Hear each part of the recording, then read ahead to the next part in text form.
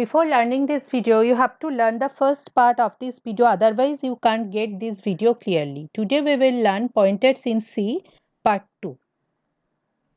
So what is pointer? We already learned in the previous lecture, pointer is a variable which contains address of another variable. Now this variable itself might be another pointer. How? Take one example. First see, I am declaring int x equals to 5 where x is an integer variable of value 5 and the address is say 1000, and int star p means p can hold an address of an integer.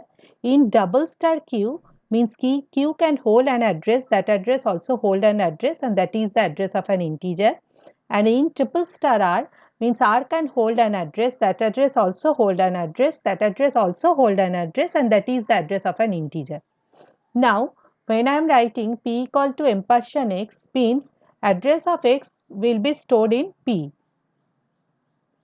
and now q equal to ampersand p means address of p will be stored in q. Now r equal to ampersand q means address of q will be stored in r. Now see what happened. First, star p means p can hold an address of an integer. P can hold an address 1000 of an integer. So 1000 is the address of an integer. Double star q, q can hold an address 2000. That address also hold an address 1000, and 1000 is the address of an integer x. Triple star r, r can hold an address 3000. That address also hold an address 2000. 2000, that address also hold an address 1000, and 1000 is the address of an integer. Yes, it is x. So this is pointer jargons. How you can tell, how you can pronounce this. First, int x means x is an integer. Int star p, p is a pointer to an integer. In double star q, q is a pointer to an integer. And triple star r, r is a pointer to an integer.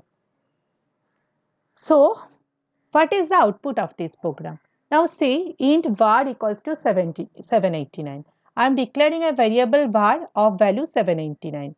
In star ptr1, so ptr1 can hold an address of an integer. In double star ptr2, ptr2 can hold an address, that address also hold an address, and that is the address of an integer.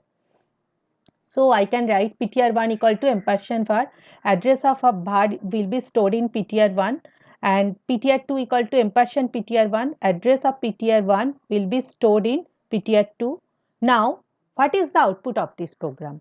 When I am printing var means value of var, it is 789. Now star ptr1. First, what is ptr1? ptr1 is 6485. Star ptr1 means value at 6485. So value at 6485 is 789. Then double star ptr2. What is ptr2? It is 3276. Star ptr2 means value at 3276. It is 6485. Then star 6485, value at 6485, it is 789. Take another example. You have to solve with me. Pause your video and solve with me. So here int I equals to 3. I equals to 3, it is an integer variable, say the address is 6485. Int star j means j can hold an address of an integer. And in double star k, k can hold an address, that address also hold an address, that is the address of an integer. So I am writing j equal to ampersand I. So address of I will be stored in j, k equal to ampersand j. So address of j will be stored in k.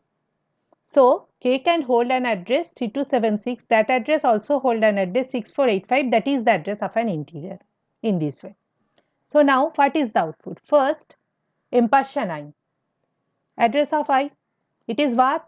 Tell me. 6485. Now only j. What is j? It is 6485. Star k.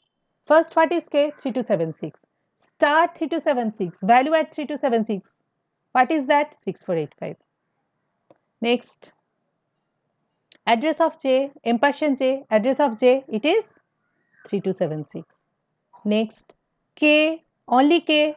It is 3276. Next, impression K, address of K, it is 7234. Only I means 3. Star impression I means address of I 6485.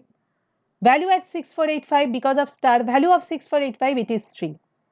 Now one thing I want to tell, when you are getting star or impression sequentially, then you can cancel out both and you can get only I, and value of I is 3, so you can write 3. Star J, value at J. So what is value at J? J is 6485. Value at 6485 it is 3. Double star K, only K 3276. Star 3276, value at 3276 it is 6485. Again another star. So value at 6485 it is 3. In this way you have to solve this problem.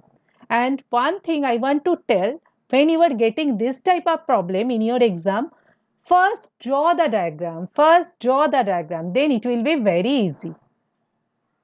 Now another concept comes base address. Base address means when I am writing int a star j, then a is a normal integer pointer and star j means it is a pointer variable of type integer. Now j takes how many bytes? Because it is integer, it takes 4 bytes. And a takes how many bytes? It also takes 4 bytes. From 1000, 1001, 1002 and 1003 if it starts from 1000. Now j equal to impression a means which address will be stored in j, 1000 or 1001, 1002 or 1003. It always stored the base address, yes. So within j it stores the base address. From 1000 it takes from 1000 to 1002, but the base address is stored in j. So a is a variable of type integer whose address is 1000, but this is the address of first byte of int block. 1001, 1002 and 1003 are the addresses of subsequent bytes. Same for float.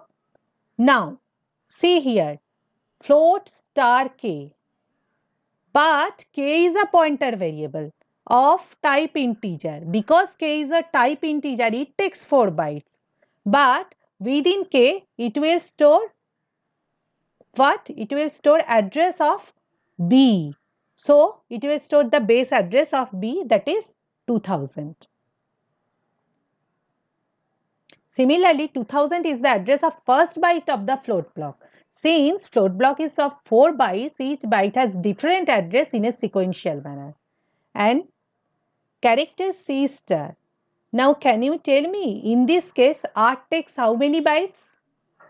Yes, R always takes 4 bytes because R is a pointer variable and pointer variable always takes 4 bytes. R equal to impression C means what? Address of C will be stored in R. So it is 3000. So 3000 will be stored in R. But C is a character variable, so it takes 1 bytes. So I want to tell always pointer variable takes 4 bytes.